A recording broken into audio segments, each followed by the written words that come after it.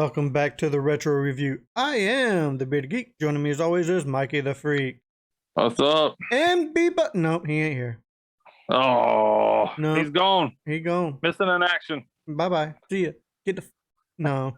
Oh, he'll be back. Yeah. He'll be back, folks. He'll be back. He all just... all his fans, he apologizes to all his fans out there in podcast land. Yep. Poor Bebo had to go to CPC.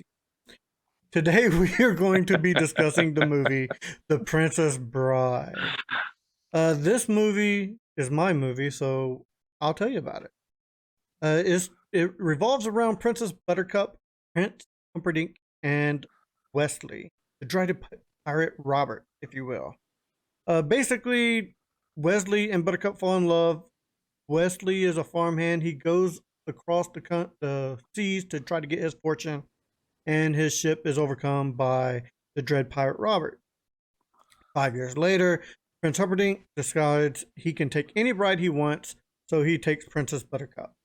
And he plots her death by hiring a hired hand to kidnap her and kill her to start a war. Well, lo and behold, the dread pirate Robert comes in and saves her. But it's not the dread pirate Robert, it's Wesley. Yes, it's Wesley. This movie has everything, man. It has sword fight. It has a giant. It has a battle of wits, because you never go into a battle of wits with a Sicilian when death is on the line. It has a six-fingered man. It does have a six-fingered man. There you go. It has a witch. It has a soothsayer. Well, yeah. I guess they were both witches, right? Yeah, he's like a warlock. Yeah, he's like a doctor, warlock. Yeah, medicine doctor. There you go, medicine doctor. Yeah. But it has a castle. You know, it's a love story filled with an action adventure type movie, and I'm gonna tell you, and it's a book. Like Fred Savage is sick, and his grandfather comes in, and he's reading the story. And he's reading it, and what he's reading is what they're actually showing, basically. Yeah, it's pretty cool the way it's shot. It takes what your imagination would be thinking about while somebody's reading you a book and brings it to life. So it has a good plot, in my opinion. I thought this movie was shot great. I mean, it takes a storybook from a book, and it has a cheesy type set a lot of the times, but that's kind of what you want in this type of story. That makes sense, because it's an interpretation of what the book is. Yeah, it kind of takes place that medieval times era, that myth 4th, 5th, 6th century. It has the swordplay is pretty good when it comes to Inigo Montoya's his plot for revenge on the six-fingered man is the person that killed his father. I am Inigo Montoya. You killed my father. Prepare. Yeah, and that is the biggest I would say probably one of the biggest lines in that the entire movie that you quote, and it is a quotable movie. Hey, there's Mikey a lot of things. Mikey the Freak, you wish. As you wish. It's inconceivable. Inconceivable. You keep saying that. I do not think that means what you think it means. I do not think this means what I think it means. It is a very quotable movie. Yes. Seriously. Yes. Like me and my wife, I mean, anytime, no more rhyming, and I mean it. Anybody want a peanut? We say that shit all the time. It's funny to us. It has a lot of comedy in it, and even Andre the Giant. You don't expect Andre the Giant coming from wrestling to have an acting career, but there was a few movies that he was acting in. Yeah. But yeah, even though he's hard to understand, from other countries. He's from France. He's from France. France. So very hard English, very heavy accent. So it is hard to understand as it goes through, because that very deep type Yeah, voice. that very baritone, Um, very baritone. yeah, yeah, yeah. So so that's once you kind of understand. I mean, you just got to listen when he talks. You got to kind of listen a little harder and understand. But Inigo Montoya does a very good job as being like his handler in the movie, Hmm. and kind of having that supporting role to Andre the Giant, or Fezzik, which is his name, throughout the entire movie. So it's pretty fun. I will say this: this has one of my favorite sword fights in the whole in almost any movie. I love this sword fight. Anytime I think of somebody doing a sword fight in a movie, I think of this movie. I don't know why. Maybe it's because it's my first one of the first times I actually paid attention to two people fighting with swords. But I love the way that they shot. You know, because I know Yeah. something you don't know. I am not left-handed.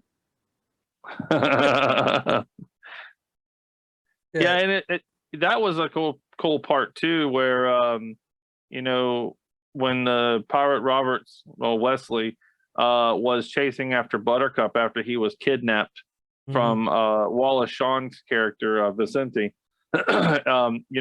He had to battle, Inigo Montoya, his character first, Hmm. and I think that was a very good, and what you're saying, that was a very good sword fight.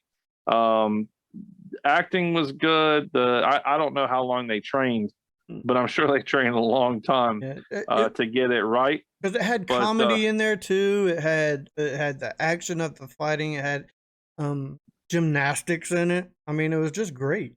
yeah, and I always love Carrie Elways' very sarcastic um, overtones, and how he spoke in a lot of the scenes. Hmm. Very sarcastic and kind of funny when it comes to it. Yeah, Especially when he took the poison, and he was actually paralyzed for a little bit when he was in the bed, and he started to stand up, and he was like, "Oh," and he yeah, fell over. He fell over. yeah. So that was a good scene too. I mean, the whole movie from start to finish, very dramatic and suspenseful when they're in the forest, Oh, the the fire fire swamp. fire fort, yeah, the fire Yeah, swamp. So, but the cheesy part was the giant rats. Now you can tell it was dwarfs that was in cool. little Yeah, people, whatever, in costumes, walking around on their hands and knees, or hands and feet. but right before Looks that, like it. you had the quicksand scene, and Yeah. that to me is one of the coolest scenes in the whole movie because you see Princess Buttercup just fall right through, and then Carrie Elways originally was supposed to go in feet first, but Hmm. he discussed it with the director, and he was like, it just seems like his character wouldn't do that, so he pushed to dive in head first, and Oh, that's cool. Yeah. yeah, and if he would have missed his mark, he could have been paralyzed. I just recently read up on this a little bit, and yeah, but he hit his mark perfectly. That was actually the what you see on film was the first take that they did, and they decided to use it. So That makes a lot of sense. yeah, It'd be tough to do another take after that, because that worked very well. it did, and the effect that they used for it, like it still kind of blows my mind because Uh-huh. I mean this is the '80s. There's not a lot of effects that they could use, and it was one of the best quicksand scenes I believe in the history of movies, in my opinion. Yeah, and I don't think there was, if any, special effects through this entire movie. As far as Maybe climbing on the side of the mountain, a shot, maybe, mm, like, it's 87, so there's not a lot of CGI yeah, I in doubt there's 87. very, very, very few, um, you know, computer effects added, It but was 87, wasn't much yeah, computers at that point. There that was, but not many. that's true. It's not like they had Lucasfilms behind it or something like that. No, But it, absolutely not. yeah, but I mean, the practical effects used freaking amazing for Yeah. this movie. Yeah. So Mikey the Freak. You know, I know we've been discussing this a little bit, but Yeah. go into a little bit detail about what you thought of the movie. Yeah, so I mean, basically, it comes down to it. The A lot of interesting scenes, a lot of fun scenes. I thought was kind of cool with the Inigo Montoya's drive on finding the six finger man. So almost every person that he comes across, he's like, "Let me see your left hand." Yeah. You know, oh yeah. So the person shows his hands, like it's like okay. He was like, they're like, "Why?" Because he explains that his father was killed by a six finger man. Hmm. So you're expecting sooner or later to find that person.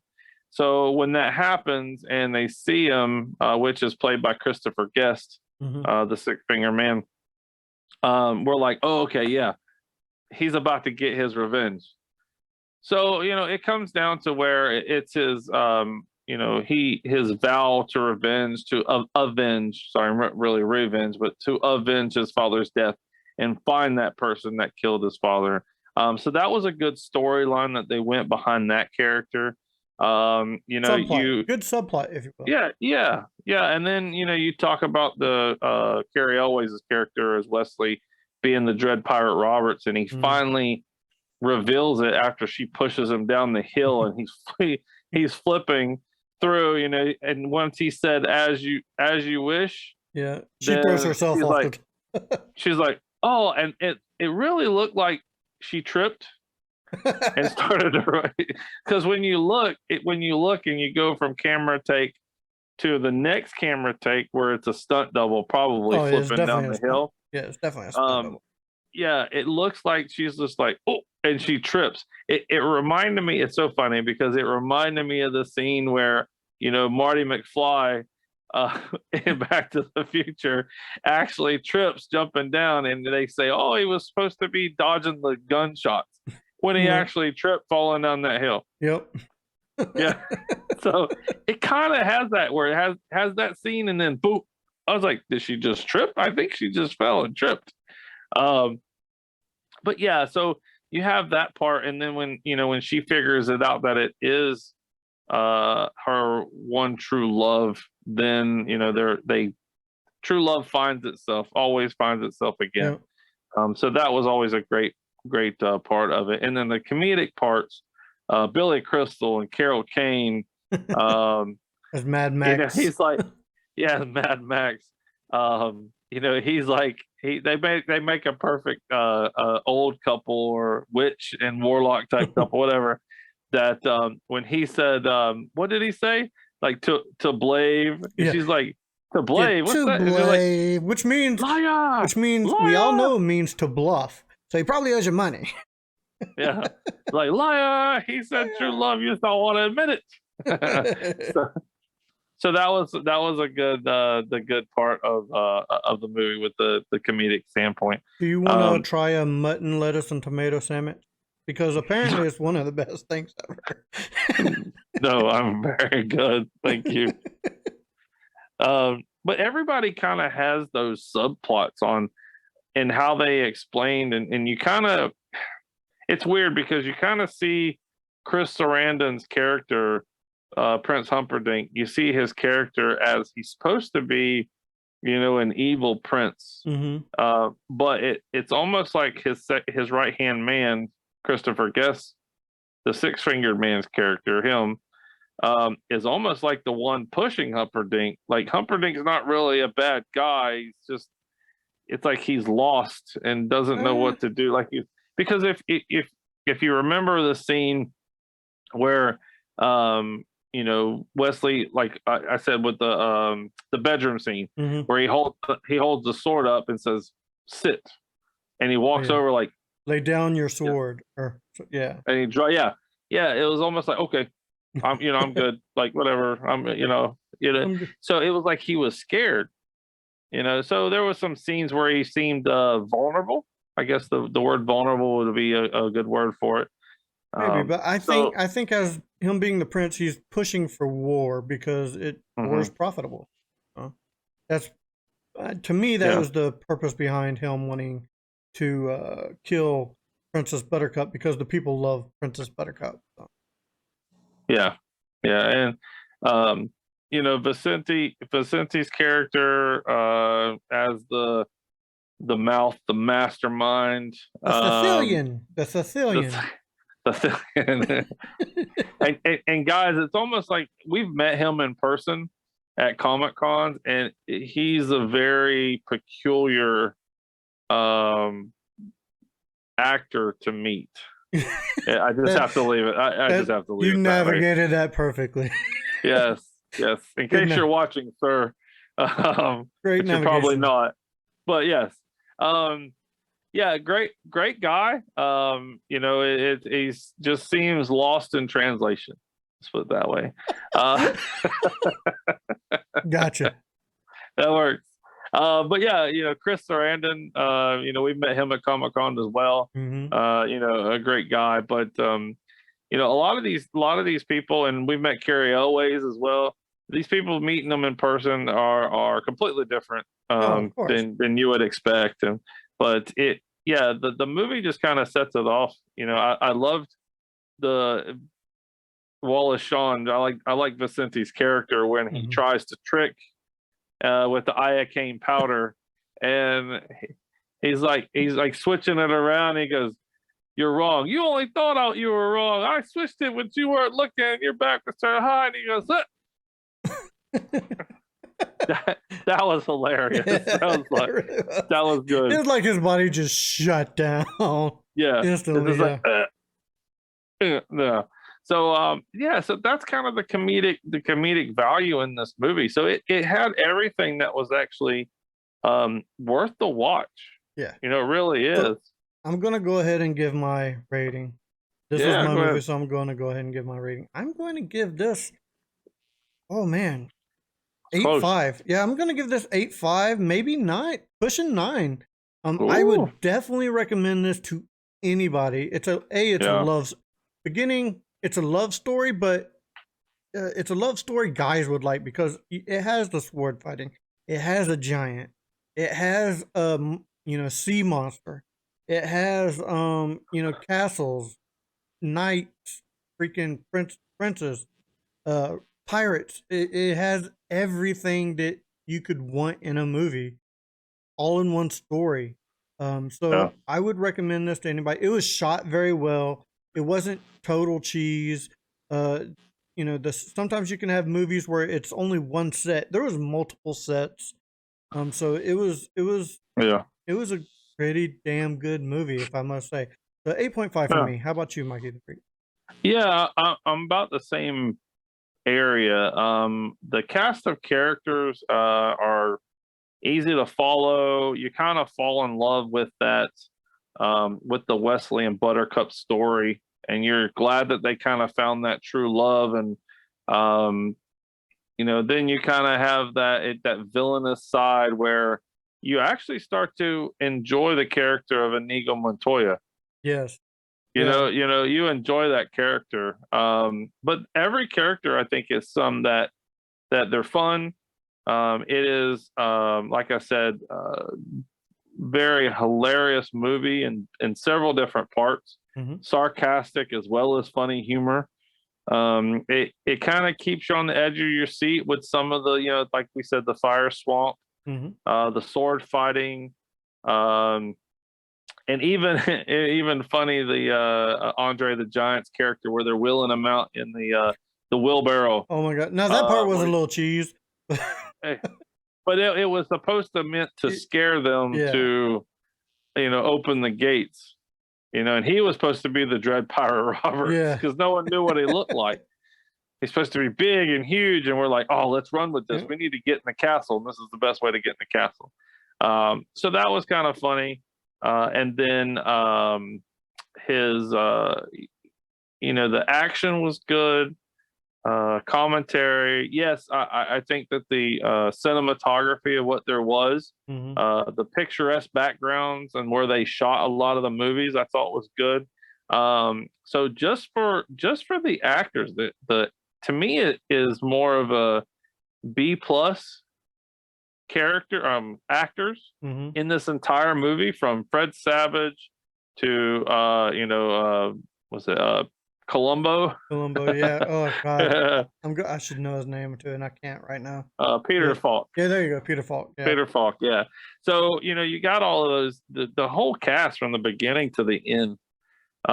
Christopher Guest and Chris Sarandon and Robin Wright, and I mean everybody at that point was either a B actor or becoming an A actor, right. because we know what roles that they start in a couple years in the '90s, basically, right? Carrie Elways is definitely an A+ actor, Definitely. but to me, I'm giving this a 9 because Okay. I would recommend this to anybody. It's a fun, family friendly movie. Like I said, there's action, swordplay, romance, You know what? comedy. I It has was. everything. I said I was pushing a 9. I'm gonna go ahead Just and make give it it a the 9. 9. I'm gonna Make go it ahead a and give 9. it the There we 9 go. because yeah, it is so good. It's really good movie. Yeah. Do you And have? it's probably not my, it's definitely not my favorite movie, but it's definitely one of my top 10 movies that I would, everybody has top 10 movies, Oh right? yeah. So my top 10 movies, all of them I would give either between 8.5 or a 9.5, or maybe a 10, depends. Even my favorite movie, I wouldn't give it a 10 because it's just, I Right. enjoy it, but it's not a 10, right? So yeah, this is definitely one of my top 10 movies that I could recommend to anybody. Awesome. Do you happen to have Bebo's Yeah. rating? So not as high as us. So it doesn't count. That's it. No. No, he rated it a 7. So that's why he's not here, ladies Ooh, and gentlemen. He'll never be back. yeah. You're No, I'm done. kidding. I'm kidding. I'm kidding. He said it was a good cast. He did love Mandy Patinkin's as Inigo Montoya. Great dialogue. So basically, a well-written script or Yes. well-written movie. He would recommend this movie to most people, and he's basically just a classic film from the '80s, Awesome. which I definitely agree. It is. So since Bebo is not here, we do not have no movie trivia, but we do have some movie memorabilia. Boop, boop, boop, boop. Starting off with Princess Brideopoly. You can have your board game Toy Vault from 2014 for $75 with 14. And it's funny. There are monopolies out there for everything in the world. Yes. Everything that they can market, they made a monopoly Yep. for. So if you're a monopoly collector, there are thousands. I have a Back to the Future monopoly. So yeah, exactly. I have a Stranger Things monopoly. there you go.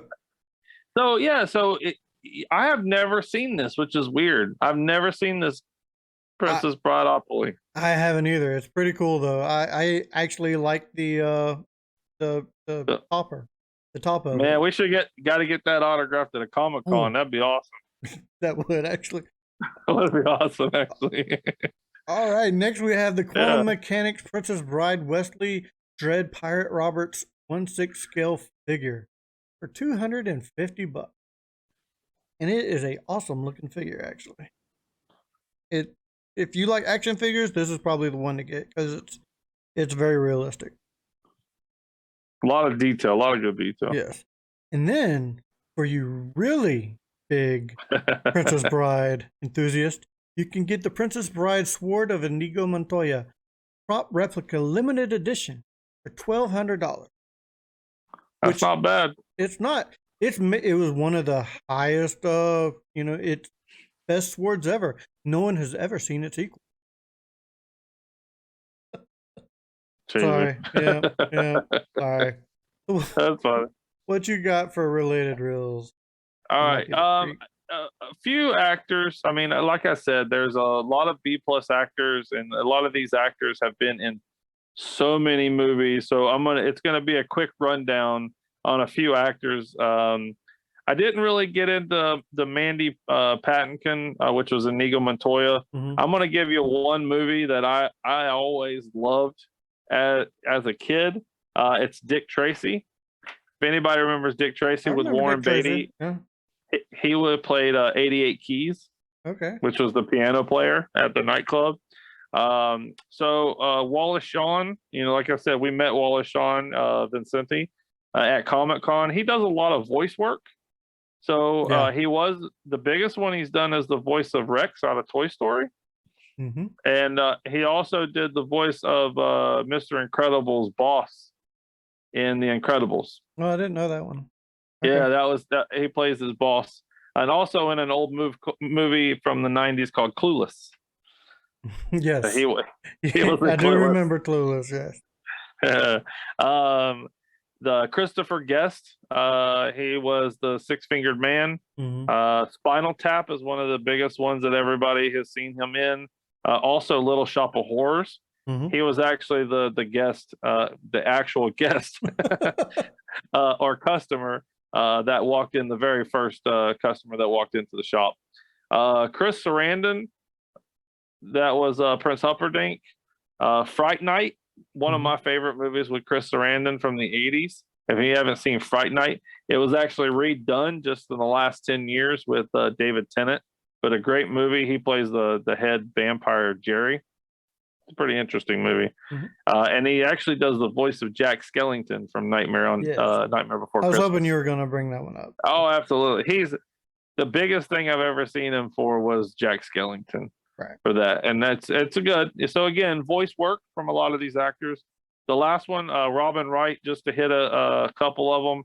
If you haven't seen House of Cards, very good movie or show that she was in. She was a main actress in House of Cards. She was in Wonder Woman.